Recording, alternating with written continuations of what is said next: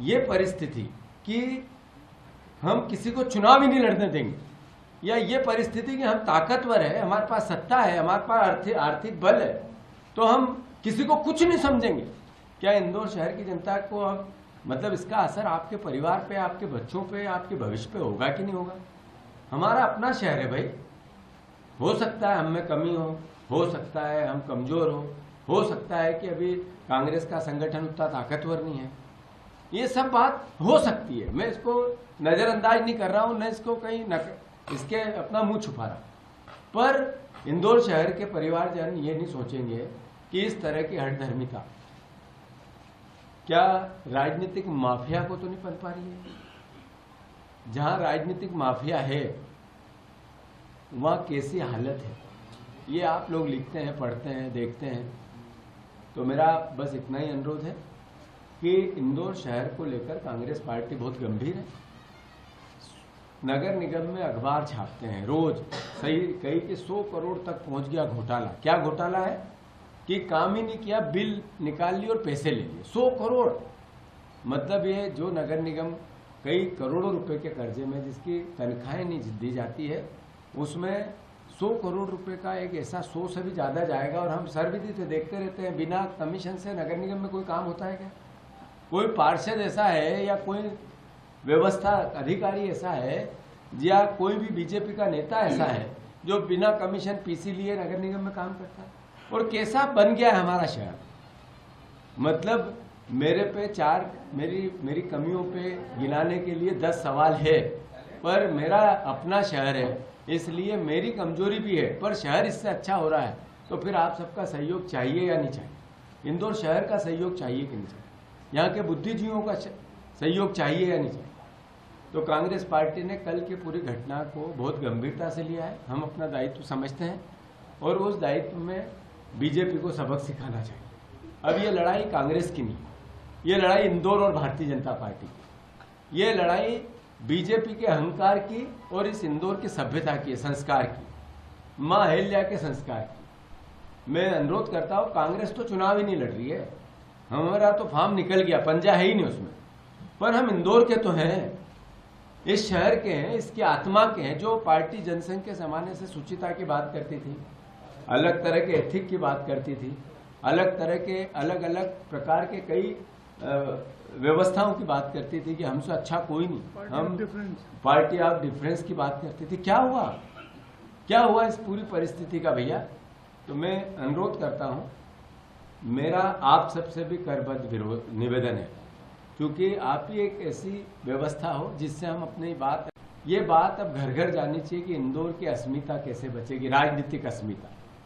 जो लोगों के पास ताकत है वो रावण जैसे हैं, अहंकार उनका सर चढ़ के बोलता है और दिखता भी है, बोलता ही नहीं है, दिखता भी है, बातों में दिखता है, भावों में दिखता है। आप भी मिलते हो तो दिखता है, आप उनसे मिलते हो तो चूंकि वो ताकतवर है तो मुस्कुरा के मिलते हो, पर अल्टीमेटली वो आपको किस तरीके का व्यवहार होता है वो देखते होंगे आप लोग, हम भी महसूस करते हैं।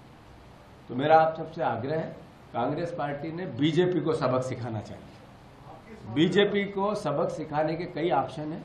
एक है कि इंदौर शहर तय करे कि बीजेपी को किस तरीके से, हम ये भी नहीं कहेंगे कि बहिष्कार करो चुनाव का, ये हमारी लाइन नहीं हो सकती, हम लोकतांत्रिक लोग हैं, पर यह जरूर है कि नोटा का ऑप्शन है इस शहर में।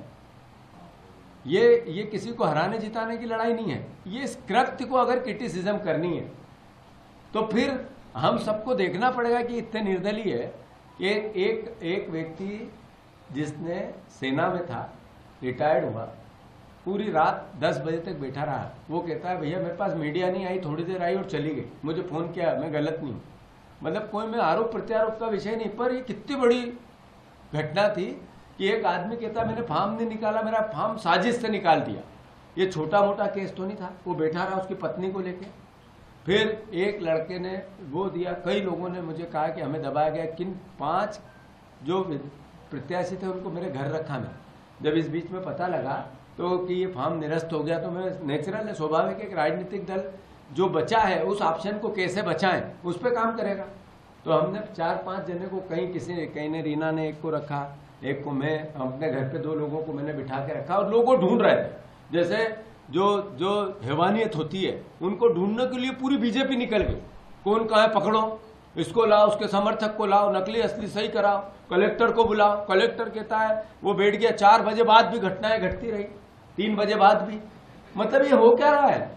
सरपंच के साथ नहीं होता है, पार्षद के साथ नहीं होता है, ऐसा सांसद के साथ कर दिया हमारे शहर में। हमारी सबसे ताकतवर, जिसको जनता ने वोट दिया, उस पार्टी ने, और सबसे बड़ा नेता देश का, हम कहते हैं कि इंदौर शहर का, जिसका नाम हुआ अभी रिसेंट में, कैलाश विजयवर्गीय ने। ये हो क्या रहा है? और आप और हम बोलेंगे नहीं तो फिर कौन बोलेगा? कौन बोलेगा? ये सवाल है यार। तो मैं समझता हूं कि कांग्रेस पार्टी इंदौर को इस बात के लिए आह्वान भी करती है, प्रार्थना भी करती है कि आप लोग इस पर निर्णय लो कि इनको सबक सिखाना चाहिए क्या, और सबक सिखाने के कितने तरीके हो सकते हैं। उसमें जो तरीका उपयुक्त है वो तरीका मानना चाहिए। हम किसी को समर्थन नहीं देंगे, कांग्रेस पार्टी किसी को समर्थन नहीं देगी। ये जरूर है कि इनको सबक सिखाएंगे तो उसका रास्ता ढूंढेगी, बताएंगे हम कि ये रास्ता इंदौर का रास्ता नहीं, मेरे शहर का रास्ता नहीं, माँ अहिल्या का रास्ता नहीं। उसके लिए हम कुछ काम करेंगे। पर जो घटना घटी, जैसा मैंने कहा कि मैं आज प्रत्याशी को कह दूंगी विज्ञा, जो गया उसको 4 उसके लिए बुराई कर दूं। सवाल उसकी बुराई या भलाई का नहीं है, सवाल मेरे इंदौर की अस्मिता का है। जो लोग चले गए, स्वतंत्र है इस व्यवस्था में कि कोई राजनीतिक दल अपना व्यक्ति बदल सकता है, हो सकता है उसको संभावना उधर ज़्यादा दिखती हो। ये समय क्या है? जिनमें जिगर है, जिसको लोकतंत्र को जिंदा रखना है, जिसको दूसरी पटरी पर रह के आंख में आंख मिला के लड़ना है, वही कांग्रेस में रहेगा। जो सर ये हो सकता है, वो हो सकता है, वो कमी हमारी हो सकती है, मैं उसको भी किसी भी प्रकार से नज़रअंदाज नहीं करूंगा या मना नहीं करूंगा। पर मेरा इंदौर, मैं आह्वान करता हूं, मेरे इंदौर को बचाओ आप सब मिल, मेरी जनता को आप सब मिलके बचाओ, इस लोकतंत्र को बचाओ। धन्यवाद। उन्होंने कहा कि इंदौर ऐसा शहर नहीं है जैसा हुआ है। उन्होंने कहा सुमित्रा महाजन वहीं से सांसद थी ना, वो तो बहुत शुचिता की बात करती थी, बहुत सभ्यता की बात करती थी, वहाँ इस तरीके का गिरफ्त कर दिया बीजेपी ने, ये कैसे संभव है? वो कहाँ थी? वो अभी क्या चलती फिरती? उन्होंने पूछा ये बात मुझसे कि सुमित्रा महाजन इतनी सभ्य, जिनको इतनी बार सांसद बनाया, क्या वो भी इस पूरे कृत्य में हिस्सेदार थी क्या? उन्होंने पूछा मुझसे। आपने कहा आप समर्थन नहीं देंगे किसी को, लेकिन आपका अगला कदम क्या होगा जनता देखना चाहती है? हम इसका विरोध करेंगे, इस व्यवस्था का विरोध करेंगे।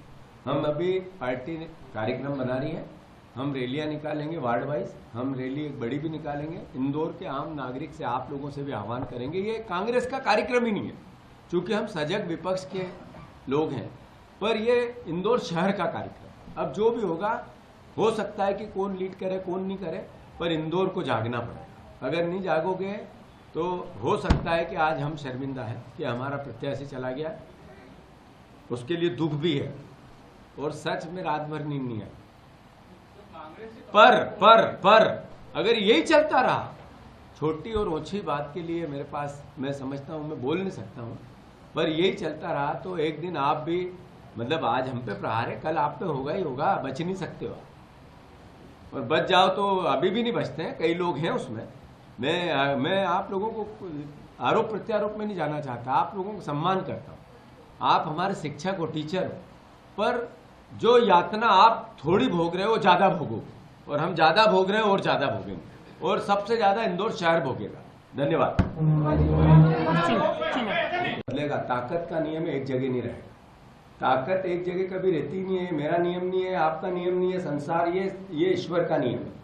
तो मैं अनुरोध ये अहंकार से नहीं करना चाहता, पर मैं अनुरोध ये इसलिए करना चाहता हूं कि चूक क्या हुई, कैसे चला गया, ये मैंने अपने पूरे वक्तव्य में बता दिया है। तो मेरा आप सबसे अनुरोध है कि मेरी भावना जो थी वो बहुत विनम्र है, आग्रहपूर्वक है, और आप लोगों से की आवश्यकता है एक इस लोकतंत्र को, और खासकर विपक्षी राजनीतिक कांग्रेस पार्टी, इसलिए मैंने ये बात कही। अब मेरे ख्याल में मोटा प्रजातंत्र की रक्षा करने की बात है, प्रजातंत्र के चौथे स्तंभ की बात है। अब सवाल और भी हो सकते हैं, तो मेरा आप सबसे आग्रह है, ये मेरी प्रार्थना, मेरे भाई हो आप लोग, मेरे को जो बात रखनी थी पार्टी को, जो हाँ ये कि अरविंद भैया ने एक बात अच्छी की, वो मैं थोड़ा करेक्ट कर दूं उसको, कि आप ऑप्शन नहीं दे रहे हो, तो आप क्लियर नहीं कर पा रहे हो कि किसको देना है कि किसको नहीं देना, ये तो निर्णय लेना पड़ेगा। मैंने कहा इंदौर शहर की जनता पे बीजेपी को हराना है या बीजेपी को सबक सिखाना है, ये तो एक एथिक सैद्धांतिक बात बन गई, प्रिंसिपल बन गया। अब क्या होना चाहिए, तो उसमें एक नोटा भी ऑप्शन है, निर्दलीय भी ऑप्शन है, सब बात हो सकती है। अब मैं अपने मत के अधिकार को तो जनता को नहीं कह सकता कि निर्दलीय को दो कि इसको दो, नोटा को दो, ये तो मेरे बात की नहीं हो सकती है। पर यह जरूर है कि बीजेपी को इस बार इस पूरे कुकर्म के लिए सबक इंदौर शहर की जनता सिखाए, ये हमारा आग्रह है और ये प्रार्थना है और हाथ जोड़कर विनम्रता से मेरा निवेदन है। इसके लिए कांग्रेस पार्टी अलग अलग प्रोग्राम बना रही है, उसमें वार्ड वाइज रैलियां भी करेगी, एक बड़ी रैली भी करेगी, कैंडल मार्च भी करेगी। वो प्रोग्राम आपको कल परसों में जारी करके, अब मेरा निवेदन है, पूरी बात आ गई है, हमारी पूरी बात आ गई है, कृपा करके हमारी मदद करें भैया, धन्यवाद।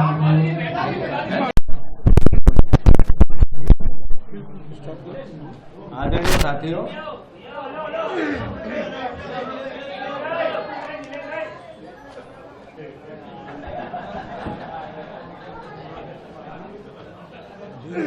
आदरणीय सभी यहाँ इंदौर प्रेस क्लब के सम्मानित सदस्यगण, पत्रकार बंधुओं, सबसे प्रथम तो थोड़ी देरी हुई इसके लिए मैं क्षमा प्रार्थी हूँ। सारे हम परिवार के लोगों को इसके लिए खेद व्यक्त करते हैं कि मैं थोड़ा आने में विलम्ब हो गया।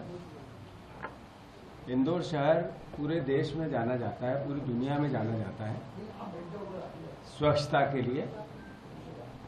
यहाँ की अपनी एक सभ्यता है, न्याय की नगरी, माँ अहिल्या की नगरी, जिन्होंने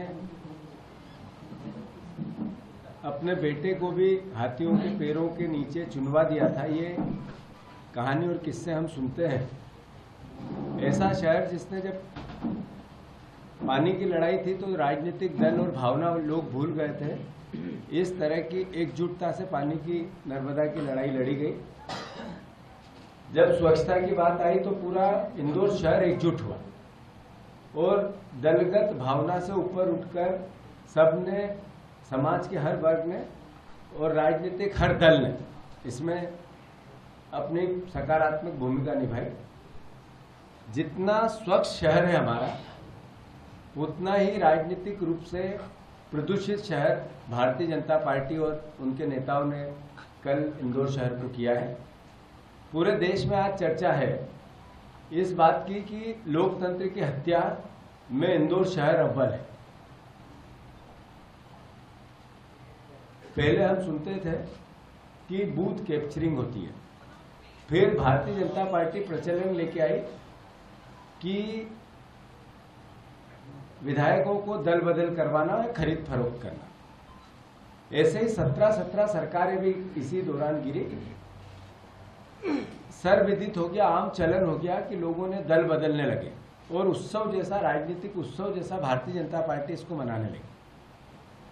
पर अल्टीमेटली जो सवाल 75 साल की आजादी के बाद है कि लोकतंत्र खतरे में है, वोट की ताकत खतरे में है, मीडिया का फ्रीडम खतरे में है, संविधान खतरे में, आरक्षण खतरे में, ये बहस क्यों चल रही है? क्यों सफाई देना पड़ रही है मोहन भागवत जी को, क्यों सफाई देनी पड़ रही है अमित शाह जी को कि हम इसके लोकतंत्र के साथ छेड़छाड़ नहीं कर रहे? कल का घटना, जैसा मैंने कहा, कलंकित कर दिया है इंदौर शहर को, माँ अहिल्या की इस प्राचीन विरासत को।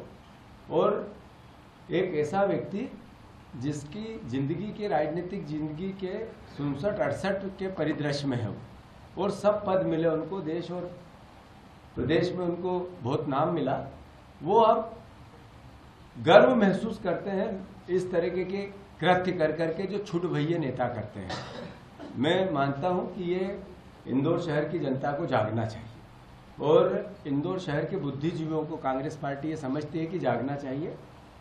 मैं खासकर मैं अपील करता हूं आप लोगों से, खासकर जर्नलिज्म से, पत्रकारों से, कि जरूर मैं मानता हूं कि बहुत बंदिशें हैं, बहुत आपके अपने व्यक्तिगत संबंध भी रहते हैं, सरकार का सहयोग भी रहता है, पर इसके बाद भी इंदौर की जो जर्नलिज्म है उसने हमेशा जब भी अति हुई है अति की पराकाष्ठा हुई तब आप लोगों ने सबको राह दिखाई।